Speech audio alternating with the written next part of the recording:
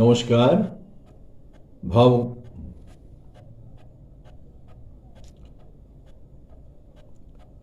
নমস্কার।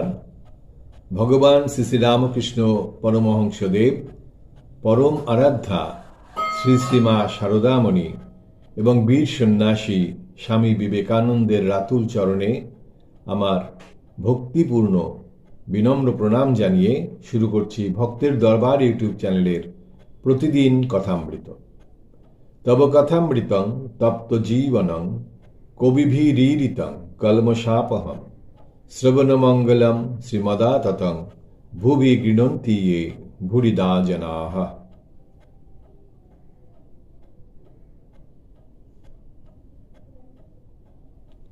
শ্রী শ্রী রামকৃষ্ণ কথামৃত আমরা পড়ব আজকে 919 পাতা, তৃতীয় পরিচ্ছেদ, নিত্যলীলা যোগ। Identity of the absolute or the universal ego and the phenomenal world. বৈকাল হইয়াছে, ডাক্তার আসিয়াছেন। অমৃত ডাক্তারের ছেলে, অমৃত ও হেম ডাক্তারের সঙ্গে আসিয়াছেন। নরেন্দ্রাদি ভক্তেরাও উপস্থিত আছেন। ঠাকুর নিভৃতে অমৃতের সঙ্গে কথা কহিতেছেন। জিজ্ঞাসা করিতেছেন, তোমার কি ধ্যান হয়? আর বলিতেছেন, ধ্যানের অবস্থা কিরকম জানো? মনটি হয়ে যায় তৈলধারার ন্যায়, এক চিন্তা ঈশ্বরের, অন্য কোনো চিন্তা তার ভিতর আসবে না। এবার ঠাকুর সকলের সঙ্গে কথা কহিতেছেন। শ্রীরামকৃষ্ণ ডাক্তারের প্রতি, তোমার ছেলে অবতার মানে না, তা বেশ, নাই বা মানলে। তোমার ছেলেটি বেশ, তা হবে না। বোম্বাই আমের গাছে কি টোকো আম হয়? তার ঈশ্বরে কেমন বিশ্বাস! যার ঈশ্বরে মন, সেই তো মানুষ। মানুষ আর মান হুশ। যার হুশ আছে, চৈতন্য আছে, যে নিশ্চিত জানে ঈশ্বর সত্য আর সব অনিত্য, সেই মান হুশ। তা অবতার মানে না, তাতে দোষ কি? ঈশ্বর আর এসব জীবজগৎ তার ঐশ্বর্য, এ মানলেই হল। যেমন বড় মানুষ আর তার বাগান। এরকম আছে 10 অবতার, 24 অবতার, আবার অসংখ্য অবতার। যেখানে তার বিশেষ শক্তি প্রকাশ, সেখানেই অবতার। তাই তো আমার মত। আর এক আছে, যা কিছু দেখছ এসব তিনি হয়েছেন। যেমন বেল, বিচি খোলা শ্বাস, 3 জড়িয়ে 1। যার নিত্য তারই লীলা, যারই লীলা তারই নিত্য। নিত্যকে ছেড়ে শুধু লীলা বোঝা যায় না। লীলা আছে বলেই ছাড়িয়ে ছাড়িয়ে নিত্যে পৌঁছানো যায়। অহংবুদ্ধি যতক্ষণ থাকে, ততক্ষণ লীলা ছাড়িয়ে যাবার জো নাই। নেতি নেতি করে ধ্যান যোগের ভিতর দিয়ে নিত্যে পৌঁছানো যেতে পারে, কিন্তু কিছু ছাড়বার জো নাই। যেমন বললাম, বেল। ডাক্তার, ঠিক কথা। শ্রীরামকৃষ্ণ, কচ নির্বিকল্প সমাধিতে রয়েছে। যখন সমাধিভঙ্গ হচ্ছে, একজন জিজ্ঞাসা করলে, তুমি এখন কি দেখছ? কচ বললে, দেখছি যে জগৎ যেন তাতে জুড়ে রয়েছে। তিনিই পরিপূর্ণ। যা কিছু দেখছি সব তিনিই হয়েছেন। এর ভিতর কোনটা ফেলব কোনটা লব ঠিক করতে পারছি না। সব একাকার। সেই সমাধির পর, নির্বিকল্প সমাধির পর তিনি এই কথা বললেন। কি জানো, নিত্য আর লীলা দর্শন করে দাসভাবে থাকা। এই নিত্য আর লীলা দর্শন করে দাসভাবে থাকা। হনুমান সাকার নিরাকার সাক্ষাৎকার করেছিলেন, তারপরে দাসভাবে ভক্তের ভাবে ছিলেন। মণি স্বগত, নিত্য লীলা দুই নিতে হবে। জার্মানিতে বেদান্ত যাওয়া অবধি ইউরোপীয় পণ্ডিতদের কাহারো কাহারো এই মত, কিন্তু ঠাকুর বলেছেন সব ত্যাগ। কামিনী কাঞ্চন ত্যাগ না হলে নিত্য লীলার সাক্ষাৎকার হয় না। এটা মূল কথা ঠাকুর বারবার বলছেন। ঠিক ঠিক ত্যাগী, সম্পূর্ণ অনাসক্তি। এইটুকু হেগেল প্রভৃতি পণ্ডিতদের সঙ্গে বিশেষ তফাৎ দেখছি। এই যে বলছেন, যারা তাদের সঙ্গে ঠাকুরের এইখানেই তফাৎ। ঠাকুর বলছেন যে সব ত্যাগ না করলে কিছু হবে না। কামিনী কাঞ্চন ত্যাগ করতে হবে, একদম সম্পূর্ণ অনাসক্তি, কোনো ব্যাপারে কোনো কিছুর উপরেই কোনো আসক্তি নেই, আসক্তিহীন একটি মানুষ হতে হবে, কোনো কিছুতেই সমস্ত কিছুতেই নির্বিকার। এইরকম মানুষ হলে তবেই তার দর্শন হবে, তবেই তাকে পাওয়া যাবে, তবেই নিত্য থেকে লীলার থেকে নিত্যে গিয়ে তার দর্শন হবে। চতুর্থ পরিচ্ছেদ, ঠাকুর শ্রীরামকৃষ্ণ ও অবতারবাদ। ডাক্তার বলছেন ঈশ্বর আমাদের সৃষ্টি করেছেন আর আমাদের সকলের আত্মা অনন্ত উন্নতি করবে। একজন আর একজনের চেয়ে বড় একথা তিনি মানতে চাইতেছেন না, তাই অবতার মানছেন না। কি বলছেন আবার বলছি, ডাক্তার বলছেন ঈশ্বর আমাদের সৃষ্টি করেছেন আর আমাদের সকলের আত্মা অনন্ত উন্নতি করবে। আমাদের সকলের আত্মা অনন্ত উন্নতি করবে, আমরা সবাই এক। ঈশ্বর আমাদের সৃষ্টি করেছেন, একজন আরেকজনের চেয়ে বড় একথা তিনি মানতে চান না।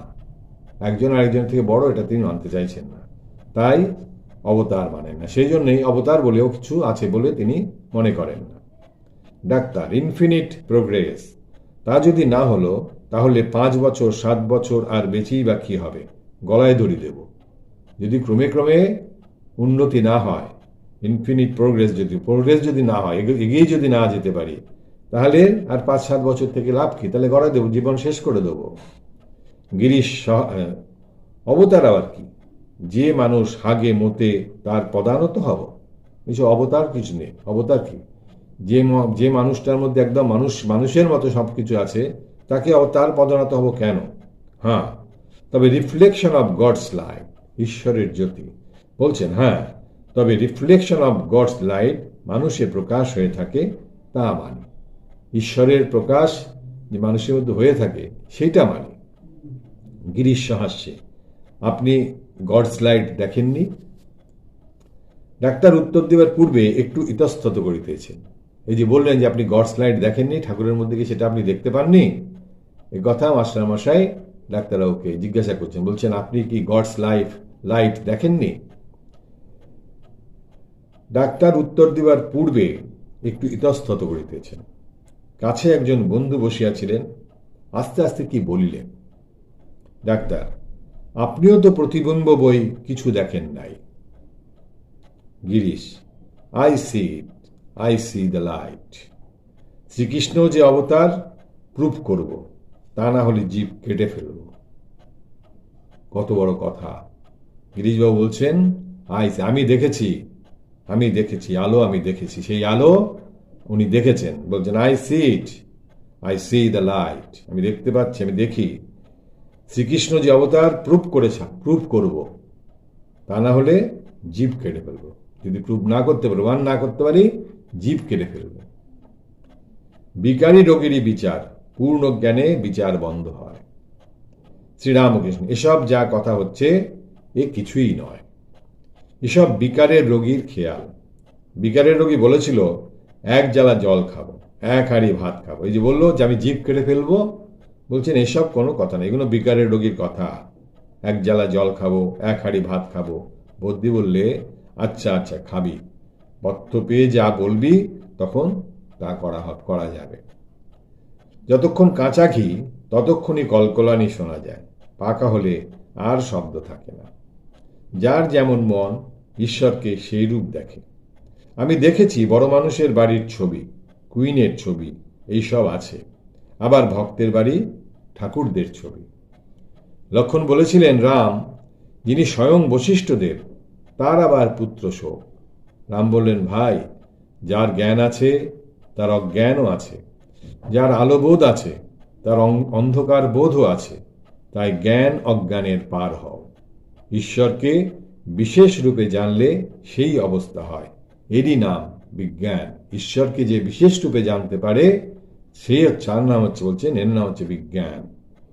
পায়ে কাঁটা ফুটলে আরেকটি কাঁটা জোগাড় করে আনতে হয়, এনে সেই কাঁটাটি তুলতে হয়। তো জ্ঞানের কাঁটা দিয়ে অজ্ঞান কাঁটাকে তুলতে হবে। সেই জ্ঞানের দরকার আছে অজ্ঞান কাঁটাকে তুলবার জন্যে। তোলার পর 2টি কাঁটাই ফেলে দেয়। এই তোলা হয়ে গেলে দুটি কাটাকেই ফেলে দিতে হবে। যখন জ্ঞান কাটা দিয়ে অজ্ঞান কাটাকে তোলা হলো, তখন দুটোকেই ফেলে দিতে হবে। জ্ঞান কাটা দিয়ে অজ্ঞান কাটা তুলে জ্ঞান অজ্ঞান দুই কাটাই ফেলে দিতে হবে। যেমন বললেন, এই নাও তোমার জ্ঞান, এই নাও তোমার অজ্ঞান, আমায় শুদ্ধা ভক্তি দাও। তো সেই বলছেন যে জ্ঞান কাটা দিয়ে অজ্ঞান কাটাকে তুলে দুটো কাটাকেই ফেলে দিতে হবে। পূর্ণ জ্ঞানের লক্ষণ আছে, বিচার বন্ধ হয়ে যায়। যা বললুম, কাঁচা থাকবে ঘিয়ের কলকলানি। পূর্ণ জ্ঞান যার হবে, সে আর এসব বিচার বিবেচনায় যাবে না।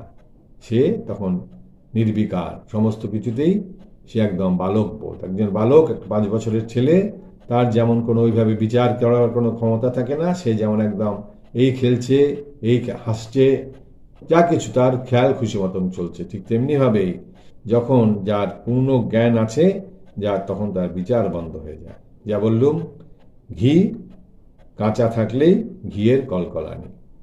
ডাক্তার, পূর্ণ জ্ঞান থাকে কই? সব ঈশ্বর। তবে তুমি পরমহংসজ্ঞানী করছো কেন? আর এরাই বা এসে তোমার সেবা করছে কেন? চুপ করে থাকো না কেন? তুমি বকবক করো কেন? বলছেন চুপ করে থাকো না কেন?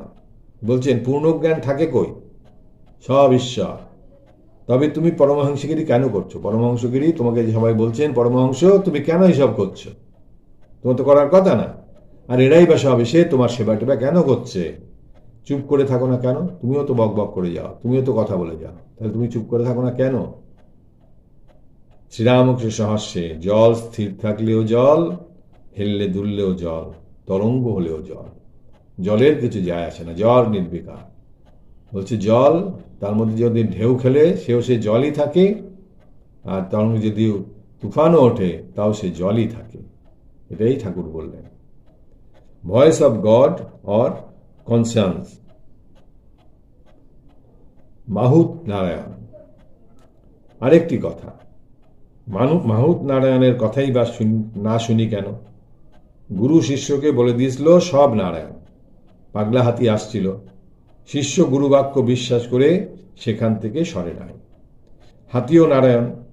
মাহুত কিন্তু চেঁচিয়ে বলছিল সব সরে যাও, সব সরে যাও। শিষ্যটি সরে নাই। হাতি তাকে আছাড় দিয়ে চলে গেল, প্রাণ যায় নাই। মুখে জল দিতে দিতে জ্ঞান হয়েছিল। যখন জিজ্ঞাসা করলে কেন তুমি সরে যাও নাই, সে বললে কেন, গুরুদেব যে বলেছেন সব নারায়ণ। গুরু বললেন, বাবা, মাহুত নারায়ণের কথা তবে শোনো নাই কেন? সবই যদি নারায়ণ জ্ঞান তোমার, তাহলে মাহুত নারায়ণ তো তোমায় বলছিল সরে যাও, সেটা তুমি শুনলে না কেন? এই হচ্ছে কথা। তিনি শুদ্ধ মন শুদ্ধ বুদ্ধি হয়ে ভিতরে আছেন। তিনি প্রত্যেকটি মানুষের মধ্যেই শুদ্ধ মন শুদ্ধ বুদ্ধি হয়ে আছেন, কিন্তু সেটা বুঝতে হবে। আমি যন্ত্র, তিনি যন্ত্রী। আমি ঘর, তিনি ঘরণী। তিনিই মাহুত নারায়ণ, তিনিই সব হয়ে আছেন। তিনি হাতি নারায়ণ হয়ে আছেন, আবার মাহুত নারায়ণ হয়ে আছে। আমাকে বুঝতে হবে কোন নারায়ণের কথা আমাকে শুনতে হবে। আমি কে? ডাক্তার, তবে এই আমি যা বলছো এগুলো কি? তবে এই আমি যা বলছো এগুলো কি? এর তো মানে বলতে হবে। তিনি কি আমাদের সঙ্গে চালাকি খেলছেন? গিরিশ মহাশয়, কেমন করে জানলেন চালাকি নয়? শ্রীরামকৃষ্ণ সহস্যে, এই আমি তিনিই রেখে দিয়েছেন, তার খেলা, তার লীলা। এক রাজার 4 বেটা, রাজার ছেলে, কিন্তু খেলা করছে, কেউ মন্ত্রী, কেউ কোটাল হয়েছে, এইসব। রাজার বেটা হয়ে কোটাল কোটাল খেলছে। ডাক্তারের প্রতি, শোনো, তোমার যদি আত্মার সাক্ষাৎকার হয় তবে এই সব মানতে হবে। তার দর্শন হলে সব সংশয় যায়। আত্মার সাক্ষাৎকার হতে হবে, তবেই সব সংশয় যাবে, তা না হলে সংশয় যাবে না। সনশিপ অ্যান্ড দ্য ফাদার, জ্ঞানযোগ ও শ্রীরামকৃষ্ণ। ডাক্তার, সব সন্দেহ যায় কই? রামকৃষ্ণ, শ্রীরামকৃষ্ণ, আমার কাছে এই পর্যন্ত শুনে যাও, তারপর বেশি কিছু শুনতে চাও তার কাছে একলা একলা বলবে। তাকে জিজ্ঞাসা করবে কেন তিনি এমন করেছেন। অর্থাৎ মার কাছে জিজ্ঞাসা করতে হবে তিনি এমন কেন করছেন।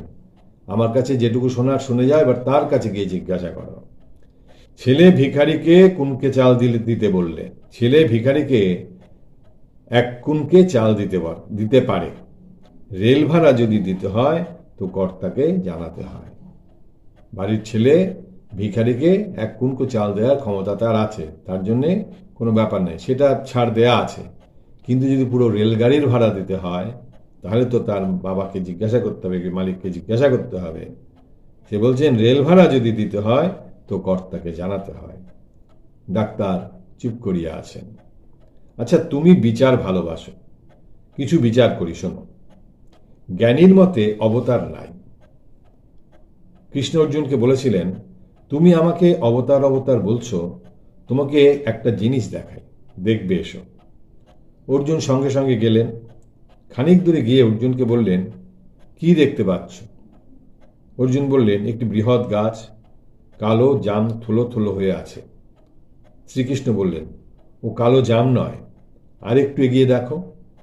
তখন অর্জুন দেখলেন থুলো থুলো কৃষ্ণ ফুলে আছে। কৃষ্ণ বললেন, এখন দেখলে আমার মতো কত কৃষ্ণ ফুলে রয়েছে? কবীরদাস শ্রীকৃষ্ণের কথায় বলেছিল, তুমি গোপীদের হাততালিতে বানর নাচ নেচেছিলে। যত এগিয়ে যাবে ততই ভগবানের উপর সমাধি কম দেখতে পাবে। ভক্ত প্রথমে দর্শন করলে দশভুজা, আরো এগিয়ে গিয়ে দেখলে ষড়ভুজ, আরো এগিয়ে গিয়ে দেখেছে দ্বিভুজ গোপাল। যত এগোচ্ছে ততই ঐশ্বর্য কমে যাচ্ছে। আরো এগিয়ে গেল তখন জ্যোতির দর্শন করলে, কোনো উপাধি নাই। যত এগোতে থাকবে তত এইভাবে একটু একটু করে এসব দর্শন করতে থাকবে, শেষে শুধু জ্যোতি দেখা যাবে, আর কিছুই নাই। একটু বেদান্তের বিচার শোনো। এক রাজার সামনে একজন ভেলকি দেখাতে এসেছিল। একটু সরে যাওয়ার পর রাজা দেখলে একজন সওয়ার আছে, ঘোড়ার উপর চড়ে, খুব সাজগোজ, হাতে অস্ত্রশস্ত্র। সভাশুদ্ধ লোক আর রাজা বিচার করছে, এর ভিতর সত্য কি? ঘোড়া তো সত্য নয়, সাজগোজ অস্ত্রশস্ত্র সত্য নয়। শেষে সত্য সত্য দেখলে যে সওয়ার একলা দাঁড়িয়ে রয়েছে, কিনা ব্রহ্ম সত্য, জগৎ মিথ্যা। বিচার করতে গেলে কিছুই টেকে না। বিচার যদি করা যায় কিছুই ঠেকবে না। যে বাইরে যখন দেখলো ঘোড়া, এবং ঘোড়ার উপরে একজন সওয়ারি, তার প্রচুর জামা কাপড় পরা, নানান অস্ত্রশস্ত্র, আস্তে আস্তে দেখতে দেখতে দেখা গেল যে সে শুধু লোকটিই দাঁড়িয়ে আছে। এই হচ্ছে ব্রহ্ম, একমাত্র সত্য হচ্ছে ব্রহ্ম, আর কিছুই সত্য নয়। ডাক্তার, এতে আমার আপত্তি নাই। এই যে কথাটি বললেন, তাতে বললেন যে এতে আমার আপত্তি নাই। এই কথাটি শুনে ডাক্তারের মন একটু প্রফুল্ল হলো, ভালো লাগলো। তিনি তাতে আপত্তি করলেন না, যে বিচার করা, এই বিচার শোনালেন সব। আজকের মতো আমরা এখানেই রাখছি। নিরঞ্জনং নিত্যম অনন্তরূপং ভক্তানুকম্পা ধৃত বিগ্রহং বৈ ঈশাবতারং পরমেশ্বমিডং তং রামকৃষ্ণ শিরসা নমামি।